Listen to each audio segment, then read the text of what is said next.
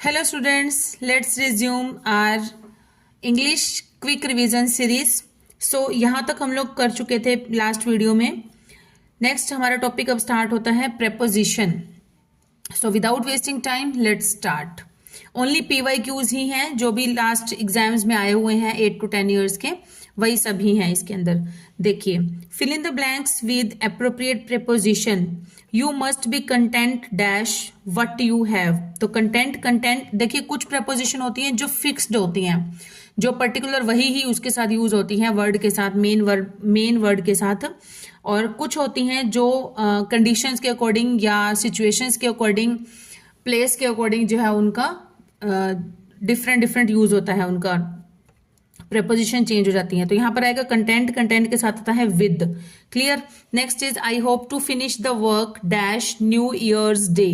तो यहाँ पर आएगा बाय, कि जब हम किसी भी काम को करने के लिए कोई दिन अपने माइंड से फिक्स करते हैं कि इस दिन मैं ये काम पूरा कर दूंगा, तो हम किसका यूज करते हैं? बाय का यूज करते हैं। Next is indulgence dash drink is one of the roads to ruin। तो यहां पर आएगा इंडल्जेंस इन ड्रिंक।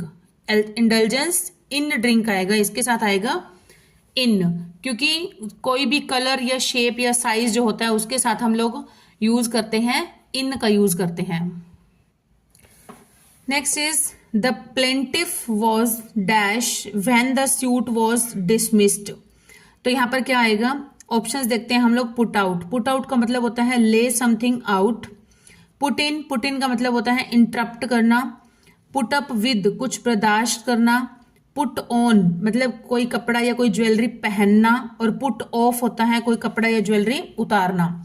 नेक्स्ट इसमें तो इसके साथ हमारा कौन सा रहेगा? सूटेबल है put out. So the plaintiff was put out when the suit was dismissed.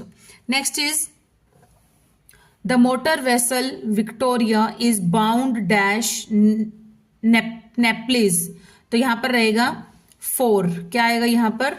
Four का यूज जो होता है वो उपयोग की गई चीज को इंडिकेट करने के लिए किया जाता है। इसका यूज किसी चीज का यूज किया जाना। Next is she has 3 children dash her first husband. तो यहां पर आएगा फ्रॉम, क्योंकि जब किसी चीज का कोई ओरिजिन होता है, ओरिजिन पर्पज, ओरिजिन बताया जाता है, तो वहां पर हम यूज करते हैं फ्रॉम का यूज करते हैं। तो यहां आएगा she has 3 children from her first husband. Next is I was shocked that dash what I saw I had never seen anything like it before. तो यहां पर आएगा shocked at what I saw. At का use होगा यहां पर particular point के लिए। यहां पर एट जो है वो करेक्ट आंसर रहेगा। I was shocked at what I saw. I had never seen anything like it before. Next is I can't understand people who are cruel dash animals. तो cruel के साथ हम लगाते हैं to। कुछ verbs ऐसे होते हैं जिसके साथ फिक्स होता है, जैसे कि है cruel के साथ है, faithful के साथ है, generous के साथ है, काइंड, लॉयल, नेस्टी। इन सब के साथ हम क्या लगाते हैं? टू लगाते हैं। Repeating, cruel, faithful, generous, kind, loyal and nasty. तो इनके साथ हम क्या लगाते हैं? हमेशा टू का यूज करते हैं। Next is Saira was amused dash memories of the past. तो यहां पर आएगा ऑन का यूज करते हैं स्पेसिफिक मेमोरीज या स्पेसिफिक डेट्स के लिए। Thus, on is the suitable word। तो यहां पर रहेगा on। Saira was amused on memories of the past। Next is I have not met him dash Monday। तो यहां पर आ जाएगा, देखिए मंडे क्या है हमारे पास? फिक्स्ड डे दिया गया है। देखिए यहां पर ये कौन सा टेंस है? प्रेजेंट परफेक्ट टेंस है ये। Have not, have plus third form given है, तो हैव प्लस थर्ड फॉर्म ये होती है present perfect. Sometimes we use since with present perfect tense and present perfect continuous tense में तो हम लगाते ही लगाते हैं, लेकिन कभी कभी हम लोग present perfect tense में भी लगाते हैं। इसलिए since का यूज जो होता है वो होता है स्पेसिफिक टाइम के लिए, और for का यूज जो होता है वो days of the week, even for days of the week। तो यहां पर क्या लग जाएगा हमारा? सिंस लग जाएगा। क्या लगेगा? सिंस। देखिए, एक होता है पॉइंट ऑफ टाइम, एक होता है पॉइंट ऑफ टाइम, एक होता है period of time. Period of time, let me clear these things.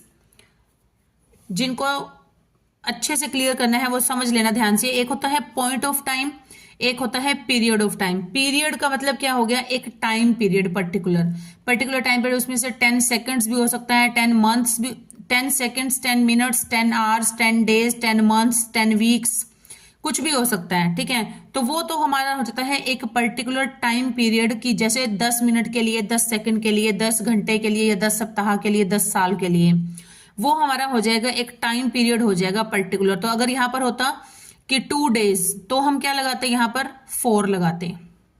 Clear? I have not met him 2 days, तो यहां लगता 4, फॉर 2 डेज। क्लियर? या फॉर 10 डेज, या फॉर 2 वीक्स, जो भी। तो अगर यहां पर दिया है point of time, point of time का मतलब होता है किसी भी पॉइंट, टाइम का पर्टिकुलर पॉइंट बताना। जैसे मैंने बोला मंडे, किसी भी डे का वीक हो गया मंडे, या सिंस जनवरी, मंथ अगर प्रॉपर मंथ आता है 2 मंथ्स, फिर तो 2 के साथ 4 आएगा। लेकिन जनवरी आ गया, फेब्रवरी आ गया, सिंस दिसंबर के, जैसे अभी चल रहा है हमारे पास मार्च, तो हम बोले कि मैंने 3 महीने से नहीं देखा है, या मैंने दिसंबर से नहीं देखा है, उसको नहीं मिली हूं, तो यहां पर क्या हो जाएगा? वहां पर हमारा हो जाएगा सिंस हो जाएगा। सिंस कोई ईयर आ जाए, सिंस 2007, सिंस 1947, इस टाइप से, तो तब हमारा सिंस 2 PM, सिंस 7 PM, इस तरह से कोई टाइम, पॉइंट ऑफ टाइम आ जाए, तब हम क्या लगाते हैं? वहां पर सिंस का यूज करते हैं। आई होप डिफरेंसेस क्लियर हो गया। Next is I am fed up dash staying at this place, तो फेड अप के साथ लगता है with. Next is she stood dash the window and looked out a grey cat, तो यहां पर लगेगा बाय। बाय का मतलब हो गया बिसाइड, बिसाइड मतलब के पास, कि वह विंडो के पास खड़ी थी, तो वहां पर हम लगा देंगे बाय। देखिए, एट नहीं आ सकता, ऑन नहीं आ सकता, विंडो के ऊपर थोड़ी खड़े होंगे, विंडो के अंदर थोड़ी खड़े होंगे, तो क्या खड़े होंगे? विंडो के पास खड़े होंगे, तो यहां पर क्या लग जाएगा? बाय लग जाएगा। नेक्स्ट ये है the meaning of by is beside, beside मतलब के पास, जैसे एट द साइड ऑफ, या next to, close to. Here by is use to represent next to window. Next is thieves broke dash the house last night and stole all the money.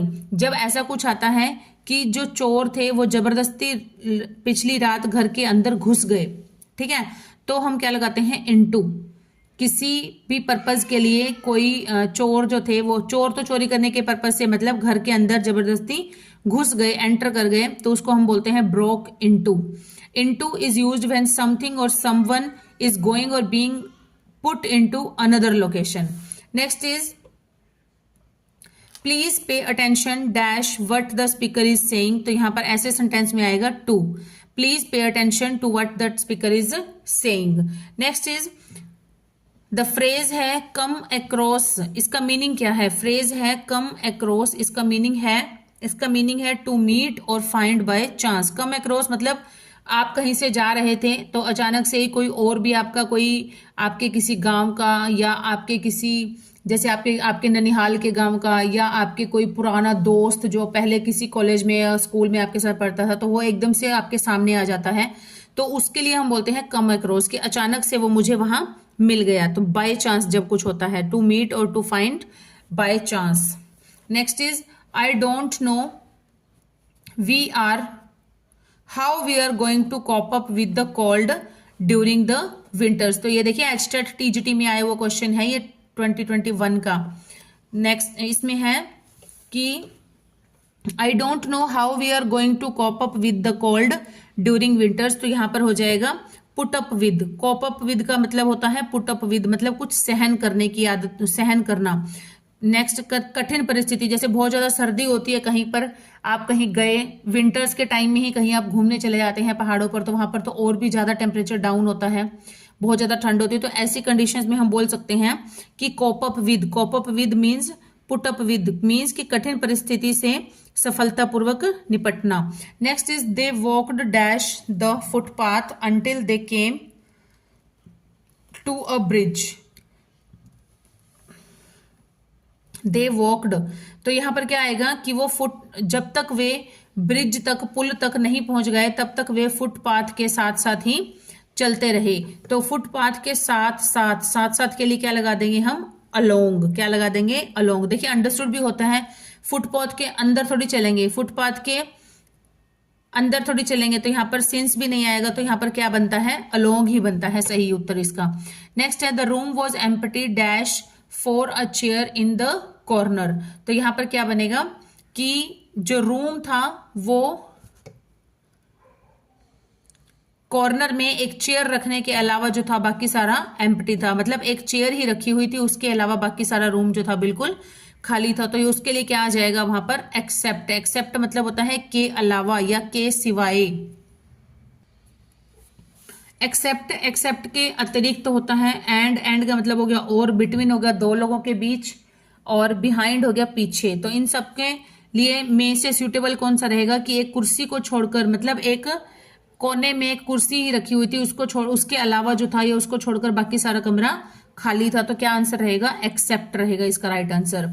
Next is the programme was broadcasted dash the world, पूरे world के अंदर, ठीक है, broadcast किया गया था। तो ये कहां पर क्या आ जाएगा, यहाँ पर एक्रॉस आ जाएगा। एक्रॉस मतलब all over, across the world मतलब सारे जहां में। Next is Satish reminded him dash his promise but he was quite indifferent to what Satish said, तो यहां पर क्या आ जाएगा, reminded him of his promise. Of का यूज होता है कोई भी बिलोंगिंग, मतलब जो चीज जिससे संबंध रखती है उसके लिए हम ये ऑफ का यूज करते हैं, और connected with, here it is use to show connection with promise.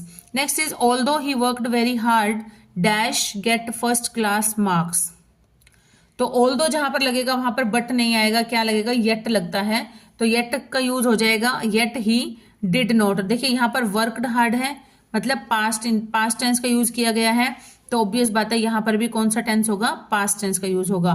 तो यहाँ पर हो जाएगा although he worked very hard yet he did not gate first class marks. Next is the robbers dash the defenceless travellers, तो यहां पर क्या आ जाएगा, डिफेंसलेस ट्रेवलर्स, मतलब जो जैसे हम देखते हैं आजकल जो बड़ी बड़ी सेलिब्रिटीज हैं या बड़े बड़े मिलियनियर्स बिलियनियर्स जो भी लोग होते हैं, उनके साथ कुछ ना कुछ उनके डिफेंस के लिए लोग होते हैं, उनके प्रोटेक्शन के लिए होते हैं। हमने देखा होगा बड़े बड़े बॉडी बिल्डर्स होते हैं ना उनके साथ। तो वहां यहाँ पर क्या है, जो रॉबर्स थे, जो लुटेरे थे, उन्होंने किन पर अटैक किया, किन को उन्होंने लूटने की कोशिश की, जो डिफेंसलेस थे, मतलब जिनके साथ कोई प्रोटेक्शन नहीं थी, जिनके साथ कोई बॉडी बिल्डर्स उनके प्रोटेक्शन के लिए नहीं थे, तो उनके ऊपर उन्हें टूट पड़े थे। तो यहाँ पर क्या हो जाएगा, मेक आउट। मेक आउट का मतलब होता है समझना। सेट ऑफ, सेट ऑफ का मतलब होता है किसी चीज की वजह बनता है। सेट आउट का मतलब होता है किसी दूसरी जगह पर जाना। लेकिन सेट अपॉन का मतलब होता है टूट पड़ना, मतलब उनको लूटने के पर्पज से उनके ऊपर अटैक कर देना, उनके ऊपर टूट पड़ना।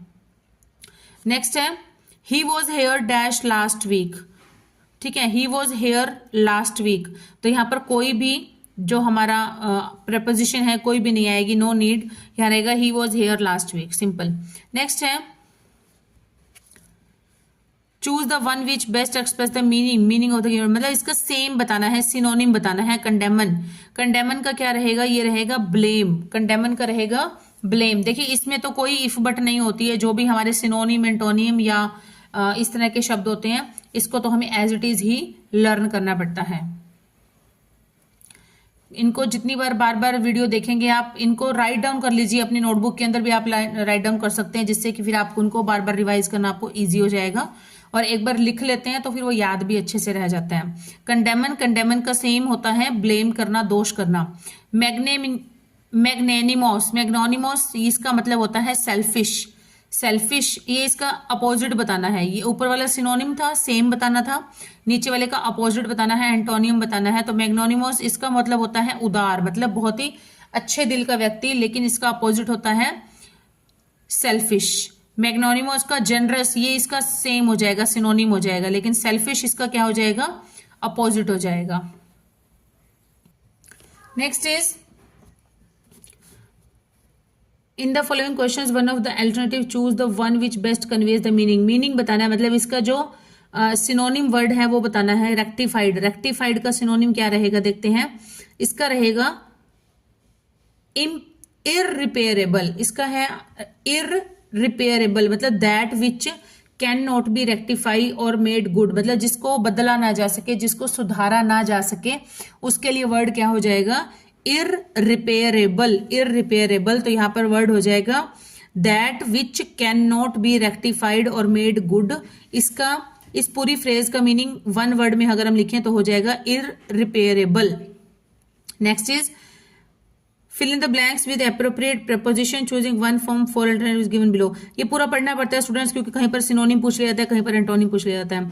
हर रिप्लाई वाज टेंटामाउंट डैश रिफ्यूजल, तो टेंटामाउंट इसके साथ लगेगी हमारी प्रपोजिशन टू, क्योंकि टेंटामाउंट जो होता है उसका इक्वल मीनिंग ही होता है, किसी चीज को रिफ्यूज करने के बराबर ही उसका मीनिंग होता है, किसी चीज को मना करने के बराबर ही होता है उसका meaning. Next is he complains dash headache, तो यहां पर अगर किसी बीमारी की बात की जाती है, शिकायत की जाती है, तो वहां पर हम क्या लगाते हैं? ऑफ लगाते हैं। ऑफ का मतलब होता है का के की। He complains of headache. Next is fill in the blanks with appropriate tense. Tense, अब हमारा टेंस को टॉपिक स्टार्ट हो गया। ये सारे देख लिए, पी वाइज क्यूज हमने कर लिए। यहां पर Benny had finished cooking when the visitor dash, तो यहां पर हो जाएगा एंटर्ड। देखिए जहां पर व्हेन वाला क्वेश्चन आ जाता है, देख समझ लीजिए, मैं आपको रूल समझा रही हूं इसके, यहां पर साथ साथ व्हेन वाला क्वेश्चन आ जाता है तो यहां पर क्या होगा? जब ऐसा हुआ है ना, तो अंडरस्टूड है कि दो वर्ब्स हो रही होंगी, दो काम हो रहे होंगे एक ही टाइम पे, तो लेकिन जो काम पहले खत्म हो गया इसमें तो आपको देखना पड़ेगा, एक पार्ट में लगेगा हैड प्लस थर्ड फॉर्म, ठीक है, मतलब पास्ट परफेक्ट टेंस, और दूसरे में लगेगा पास्ट इंडेफिनेट। तो आपको एक फिल किया हुआ मिलेगा ही, या तो पास्ट इंडेफिनेट फिल होगा या फिर पास्ट परफेक्ट फिल होगा। तो आप देख लीजिएगा, अगर पास्ट परफेक्ट फिल है तो दूसरे में क्या हो जाएगा? हमारा पास्ट इंडेफिनेट लग जाएगा, तो दूसरे में हमारा क्या आ जाएगा? When the visitor entered. Clear? Next is he dash 2 wickets before play was interrupted by the rain. तो यहां पर देखिए क्या है, देखो एक तो होता है बिफोर वर्ड, एक होता है आफ्टर। दोनों का मीनिंग क्या होता है? बिफोर मतलब पहले, आफ्टर मतलब बाद में, ठीक है। तो यहां पर जहां पर भी बिफोर और आफ्टर दोनों में से कोई भी शब्द आ जाता है, बिफोर आ जाए या फिर आ जाए आफ्टर, अगर दोनों में से कोई भी शब्द आ गया, इसका मतलब पहले है, बिफोर है तो पहले आ गया, आफ्टर है तो बाद में आ गया। इसका मतलब क्या है कि दो वर्ब्स, दो काम इकट्ठे, दो एक्शन इकट्ठे हो रहे हैं, एक पहले हो रहा होगा, एक बाद में हो रहा होगा। अब ध्यान आपको यह देना है कि जो काम पहले हो गया है, जो काम पहले खत्म हो रहा है, उसमें हम लगाएंगे पास्ट परफेक्ट टेंस। सिंपल भाषा में बोलूं तो हैड प्लस थर्ड फॉर्म, और जो काम बाद में खत्म होगा उसमें हम लगाएंगे पास्ट इंडेफिनेट टेंस। सिंपली हम बोलेंगे तो वर्ब की सेकेंड फॉर्म। क्लियर? फिर से बता देती हूं कि जहां पर भी बिफोर और आफ्टर दोनों में से कोई भी वर्ड आ जाता है तो ये अंडरस्टूड, पहली कंडीशन तो ये क्लियर हो गई कि दो एक्शन इकट्ठे हो रहे हैं। दो एक्शन में से क्या होगा? एक काम पहले होगा, एक काम बाद में होगा। तो जो काम पहले खत्म हो गया उसमें हम लगाएंगे simply had plus third form, और जो काम बाद में खत्म होगा उसमें हम लगाएंगे सिंपली वर्ब की second form. Clear? Rule clear हो गया? तो ये कहीं भी आपको आता है तो आप देख के अच्छे से कर सकते हैं उसको। अब यहाँ देखिए बिफोर आ गया तो दो काम हो रहे हैं ना, देखो एक यहाँ पे भी हो रही है वर्ब, एक वर्ब यहाँ पे भी है, तो दो काम हो रहे हैं। एक फिल की हुई मिलेगी आपको तो दूसरी फिल करना आपके लिए बिल्कुल ईजी हो जाएगा अगर आपको रूल अच्छे से याद है तो।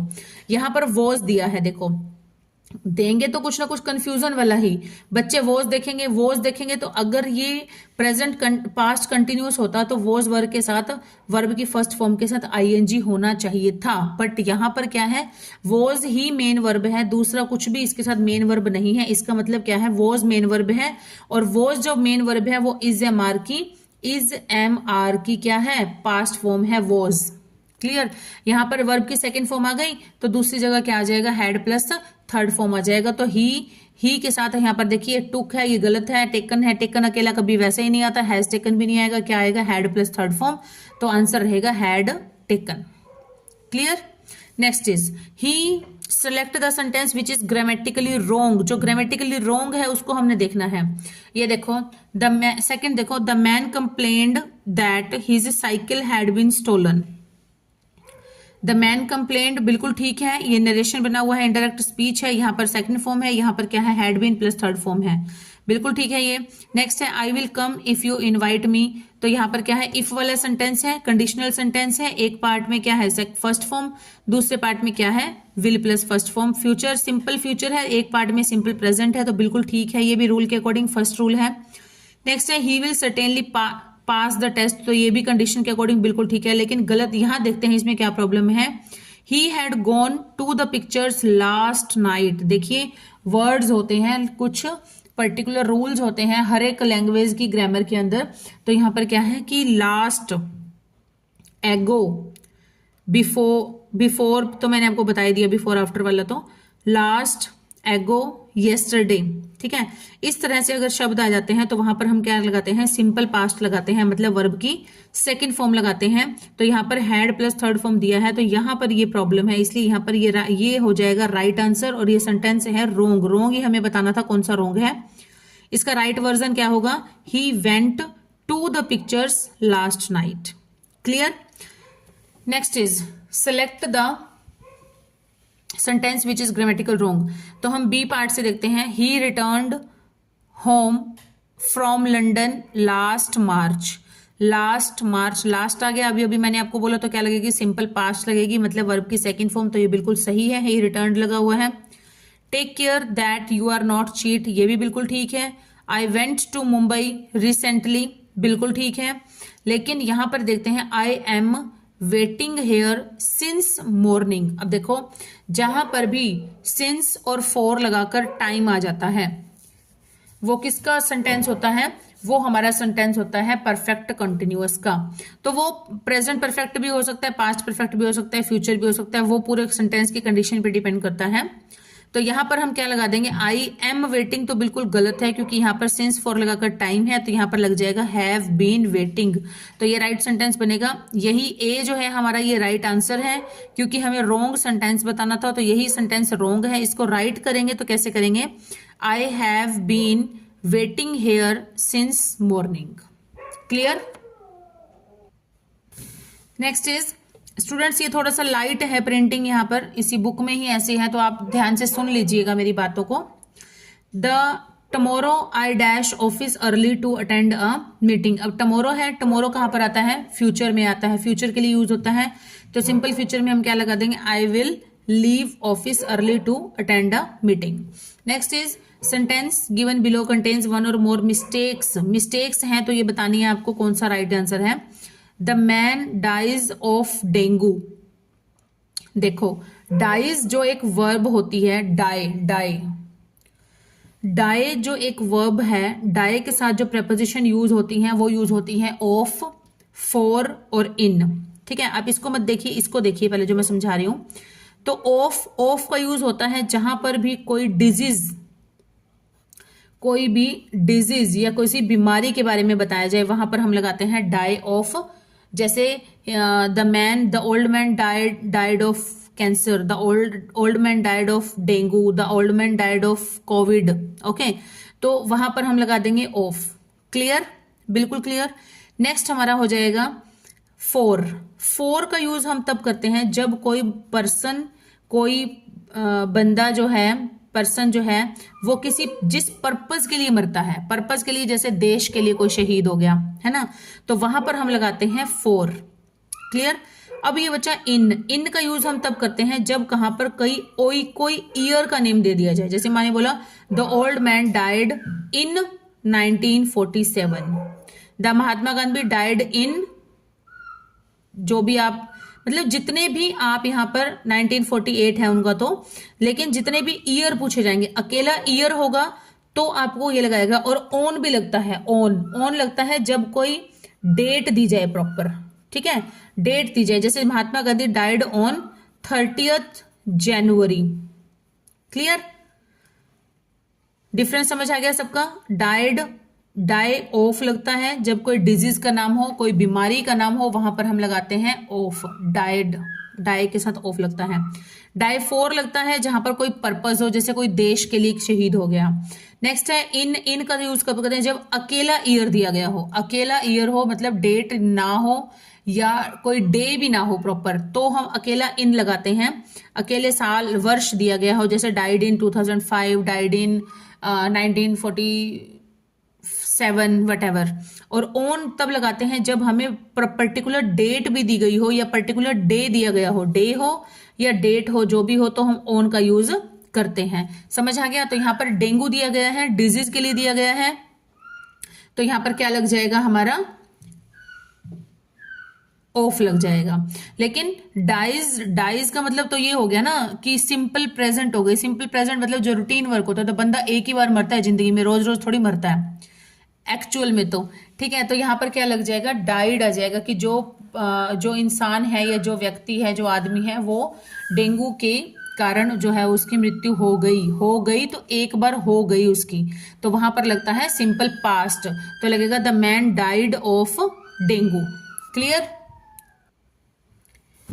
Next is it dash heavily last night. तो मैंने अभी आपको बताया था एगो, बिफोर, येस्टरडे या लास्ट कुछ भी आ जाए तो वहां पर हम क्या लगाते हैं? वर्ब के सेकंड फॉर्म का यूज करते हैं, सिंपल पास्ट लगाते हैं, तो यहां लग जाएगा it rained heavily last night. Next is what's that noise, what dash. तो यहाँ पर ये जो क्वेश्चन पूछा जा रहा है, ये इस हिसाब से पूछा जा रहा है कि ये नॉइस जो है, ये नॉइस जो आ रहा है, शोर जो आ रहा है, ये किस चीज का शोर है, क्या है ये, और क्या हो रहा है। तो मतलब कंडीशन के अकॉर्डिंग ये कंटिन्यूस सेंटेंस है, मतलब पूछा जा रहा है कि उस मोमेंट पे क्या हो रहा है, तो हम लगा देंगे यहाँ पर इज हैपनिंग। नेक्स्ट इज कि बोलने के समय एक्शन हो रहा है। ठीक है, नेक्स्ट है past participle of steel. Steel का पास्ट पार्टिसिपल क्या होता है? थर्ड फॉर्म क्या होती है? स्टोलन होती है। Let's go out tonight, question tag लगाना है डैश, तो यहाँ पर लग जाएगा shall we. Let's go out tonight shall we. His new film is really worth to be seen. तो यहाँ पर ये सेंटेंस यहाँ पर इनकरेक्ट, ये पार्ट इनकरेक्ट है। वर्थ टू बी सीन नहीं आएगा, वर्थ सीइंग आएगा, वर्थ सीइंग आएगा यहाँ पर, SEEING। नेक्स्ट है नैनी डाइड लास्ट वीक। अब देखिए nanny died last week, last week मतलब पास्ट की बात हो गई, डाइड है तो लास्ट वीक पास्ट हो गया। She dash from cancer for some time. तो यहाँ पर क्या हो जाएगा?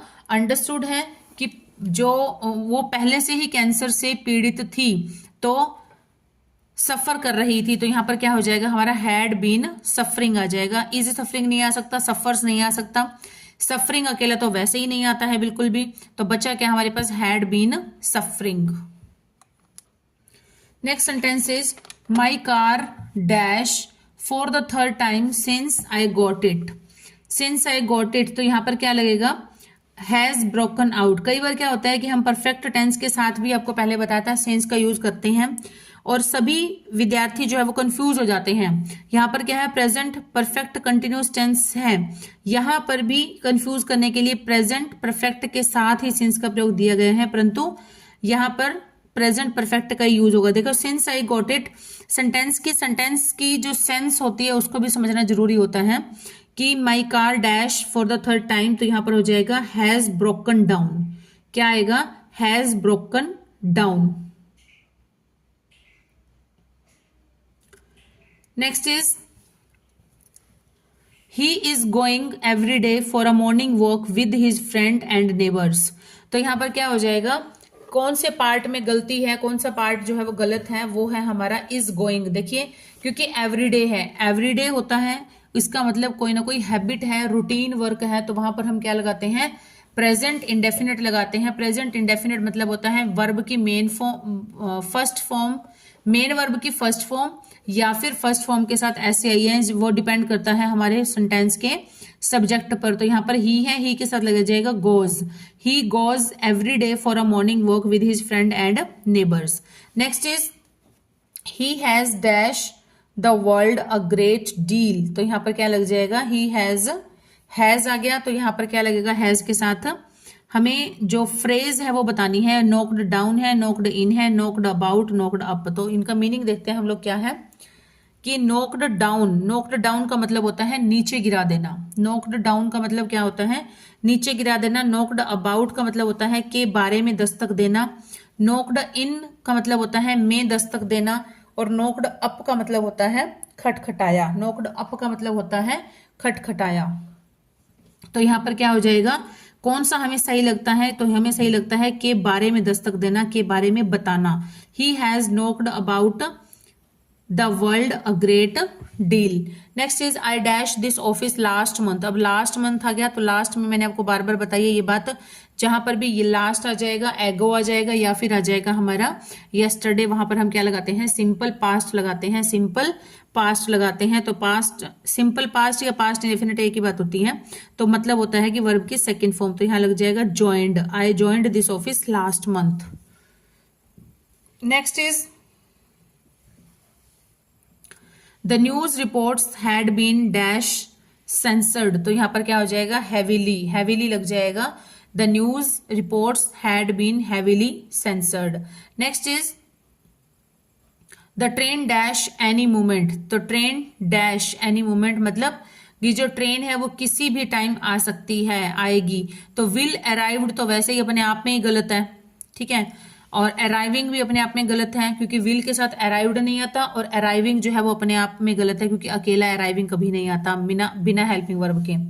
विल अराइव और अराइव्स बना तो हमारा हम क्या है, अराइव्स। अराइव्स का मतलब हो गया कि कोई रूटीन की बात है, रूटीन की बात तो है ही नहीं क्योंकि एनी मोमेंट बोला गया है, तो अभी तक आई नहीं है, आती नहीं है, आ जाएगी, किसी भी मोमेंट पर आ जाएगी। तो यहाँ पर सेंटेंस का सेंस बनता है इस तरह से, तो यहाँ में यूज होगा will arrive, the train will arrive any moment. यहां पर हो जाएगा past tense of the verb sleep. Sleep का पास्ट फॉर्म क्या होता है, तो यह होता है slept. Next is he has done his duty. तो यहां पर क्या है, tense of the verb in this sentence. अच्छा, टेंस कौन सा टेंस है, has done, has have plus third form, ये कौन सा होता है, ये होता है हमारा प्रेजेंट परफेक्ट टेंस होता है। Next is we are good friends, good friend we dash each other for a long time. तो यहां पर क्या आएगा, वी हैव नोन, कि हम लंबे समय से जानते हैं। तो लंबे समय से जानते हैं तो इसका मतलब क्या आएगा, हमारा प्रेजेंट परफेक्ट आएगा यहां पर। तो यह जगह we have known each other for a long time. Next is we dash by a loud noise during last night. तो ड्यूरिंग लास्ट नाइट आ गया तो क्या लग जाएगा, वर्ब की सेकेंड फॉर्म लगेगी। तो क्या है second form, woke up, we woke up by a loud noise during last night. Next is Colin told me about his new job dash very much. तो यहां पर क्या हो जाएगा, उसने मुझे बताया अपनी जॉब के बारे में, वह जॉब के लिए हम किसका यूज करेंगे, विच का यूज करेंगे, ठीक है। तो यहां पर क्या लग जाएगा, which he is enjoying very much, which he is enjoying very much. Next is they are playing cricket. तो इसको क्या बताना है, change the following sentence in simple present.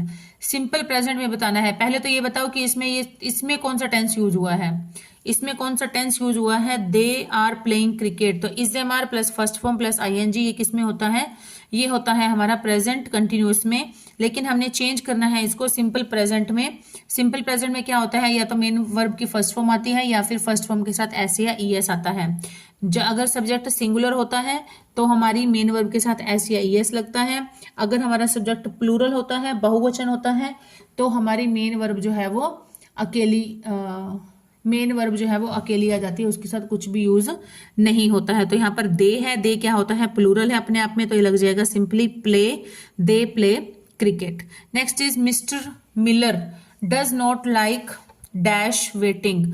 तो यहाँ पर क्या आएगा, mister Miller does not like keep waiting. तो यहां पर क्या हो जाएगा, keep waiting. Present indefinite tense है, subject plus do does not plus verb की फर्स्ट फॉर्म प्लस ऑब्जेक्ट, तो ऑब्जेक्ट के रूप में है ये कीप वेटिंग हो जाएगा, ठीक है। नेक्स्ट देखिए फाइंड द एरर, ये हमारा नया टॉपिक स्टार्ट हो गया यहां से, find the error. Geometry and drawing are more easier than geography and social studies. तो यहां पर देखिए क्लियर ही हो रहा है, आर मोर इजियर, ये दोनों ही क्या हो गई, दोनों सुपरलेटिव डिग्री हो गई, है ना। तो यहाँ पर क्या आ जाएगा, एक सुपरलेटिव डिग्री आएगी। तो यहाँ पर इजियर से पहले ये बताता है, मोर दिया हुआ है तो हम क्या लगा देंगे, इजी लगा देंगे। Geometry and drawing are more easy than geography and social studies. Next is he carried little Meenu and dash on his shoulders. तो यहाँ पर आए जो है अगर मेन वर्ब के लिए यूज होता है, मेन सब्जेक्ट के रूप में, तो हम लगाते हैं आए का, लेकिन यहाँ पर आए का यूज जो हुआ है वो एज एन ऑब्जेक्ट हुआ है। तो यहाँ पर ऑब्जेक्ट के रूप में आए का यूज जब करते हैं तब किस में चेंज हो जाता है, मी में चेंज हो जाता है, तो ये होना चाहिए ही carried little Meenu and me on his shoulders. तो यही पहले सेंटेंस में ही प्रॉब्लम है। नेक्स्ट भी देख लेते हैं। All that he said had no effect on me, ये बिल्कुल ठीक है। Those who did this thing should be punished, ये भी ठीक है। It was I that gave away the prizes, ये भी बिल्कुल ठीक है, फर्स्ट में ही गलत था। Next is the gentleman together with his wife and daughter were drowned. तो क्या हो जाएगा यहाँ पर, कौन सा पार्ट गलत है, तो पार्ट है डी गलत। वर ड्राउंड कैसे आ जाएगा, वर ड्राउनिंग आएगा, वर ड्राउनिंग, DROWNING आएगा यहाँ पर। Next is the party chief, which part of the sentence have an error? The party chief made it a point to state that the prime minister and the union home minister should also come and they see what his party man had seen। अब देखो his का use हम करते हैं तब जब हमारा subject जो है वो सिंगुलर होता, ठीक है। यहां पर his का they see what, his का यूज जो होता है वो दे के अकॉर्डिंग होगा, लेकिन ही दे अगर है तो दे के लिए हम किसका यूज करेंगे, देयर का यूज करेंगे, THEIR वाला देयर के लिए यूज करेंगे, तो हिज यहां पर गलत हो जाएगा। His there party man had seen की जगह पर क्या आ जाएगा, सो आ जाएगा, सो SAW। तो सेंटेंस बनेगा पूरा राइट होने के बाद हम रीड करते हैं। The party chief made it a point two state that the prime minister and the union home minister should also come and they see what they should see what their party men saw। Clear? Next is neither of the two men were very strong। तो यहां पर क्या आ जाएगा, neither of the two man, तो यहां पर जो सेंटेंस दोनों में से कोई भी नहीं, तो यहां पर सेंटेंस क्या हो गया, सेंटेंस का सब्जेक्ट क्या हो गया हमारा, सिंगुलर हो गया। सिंगुलर के साथ हम क्या लगाएंगे, वॉज लगाएंगे। तो neither of the two man was very strong, कि दोनों में से neither of the two man were, तो ये वर जो है यहां पर प्रॉब्लम है, वर की जगह क्या आना चाहिए, वॉज आना चाहिए। Next is find out which part of the sentence have an error। The superintendent of police has announced that those who are found guilty of breach of peace or of taking the law into their own hands they will be taken to task। तो यहाँ पर they का use ही नहीं होगा, क्योंकि ये क्या है, ये सारा का सारा हमारा सब्जेक्ट हुआ है, सब्जेक्ट है पूरा का पूरा, और यहाँ पर हमारी है will be taken to task, तो ये they दोबारा से नहीं आएगा। Next is I don't understand why Sanjay did not told me the reason why he was late। अब देखो क्लियरली पता चल रहा है did not told मतलब did not जहां पर आ जाता है, ये तो जो हेल्पिंग वर्ब है अपने आप में ही सेकंड फॉर्म में आ गई है, तो इसके साथ जो मेन वर्ब लगेगी वो हमारी क्या लगेगी, फर्स्ट फॉर्म में लगेगी। तो यहां पर आएगा did not tell। I don't understand why Sanjay didn't tell me the reason why he was late। Next is the road to famous monument passes through a forest। the road to famous, तो यहाँ पर जहां पर famous आ गया तो वहां पर obvious बात है कि स्पेसिफिक चीज है, तो स्पेसिफिक चीज के साथ हम किसका यूज करेंगे, द का करेंगे। The road to the famous monument passes through a forest, तो कौन से पार्ट में प्रॉब्लम है, बी पार्ट में। टू फेमस मॉन्यूमेंट नहीं आएगा, टू द फेमस मॉन्यूमेंट आएगा। Clear? Next is the sentence given below has an error, identify the part। even now when I see the spot I am reminded of an unique incident that took place several years ago। तो यहां पर क्या, कहां पर है problem, देखिए यहां पर प्रॉब्लम है इसमें बी पार्ट में। even now when I see the spot I am reminded of, and नहीं आएगा, एंड यूनिक इंसिडेंट कैसे आ जाएगा, एंड की जगह पर आएगा the unique incident that took place several years ago. Next है choose the part of sentence which is incorrect. John James is busy to prepare tonight's dinner, तो tonight के साथ ऐसा नहीं आएगा, सिंपल लगेगा टू नाइट, तो ये हो जाएगा James is busy to prepare tonight dinner. Next is on what I know of him I can easily affirm that he is good husband। तो affirm नहीं आना चाहिए, affirm की जगह आना चाहिए कंफर्म आना चाहिए, easily confirm that he is a good husband. Next is every officer, identify the grammatically wrong, grammatically wrong बताना है कौन सा है। Every officer and every soldier has to be ready to sacrifice his और her life for the country, बिल्कुल ठीक है, क्योंकि जहां पर भी every officer and every soldier आ जाता है तो वहां पर हमारी वर्ब क्या लगती है, सिंगुलर लगती है, क्योंकि लाइफ तो सबकी सिंगुलर ही है ना, तो यहां पर क्या लग जाएगा, हैज लग जाएगा। नेक्स्ट है each man and each women have a vote, तो यहाँ पर ये भी क्या है, each man and each women, मतलब सबका अपना अपना एक सिंगल वोट है, तो यहाँ पर क्या लगेगा, हैज लगेगा, क्या लगेगा, हैज लगेगा। Every man and every woman आएगा, every man and every women has one vote या हैज अ वोट। नेक्स्ट है इधर प्रताप और Pradeep has done his mischief, ये बिल्कुल ठीक है। तो यहाँ पर जो प्रॉब्लम है, जो रॉन्ग है, वो सेंटेंस कौन सा है, each man and each women have a vote, तो यहां पर आएगा every man and every women has a vote. Students, आज की क्लास हम यहीं पर ही विराम देते हैं। आई होप कि मैंने बहुत अच्छे से कोशिश की आपको समझाने की, सेंटेंस पे आपको अच्छे से समझ आ गया होगा। तो मिलते हैं नई वीडियो में, जल्दी ही मिलेंगे नई वीडियो में नए टॉपिक के साथ, नए जोश के साथ। Till then keep studying and keep hard working and please do support my channel. और मेरे इस एफर्ट को भी आप लोगों ने बहुत अप्रिशिएट किया है, मुझे बहुत मैसेजेस आए हैं इंग्लिश की वीडियो के लिए। सो बहुत अच्छा लगता है, मोटिवेशन मिलता है और मन भी करता है कि जल्दी जल्दी से और नई वीडियो जल्दी से बनाई जाए।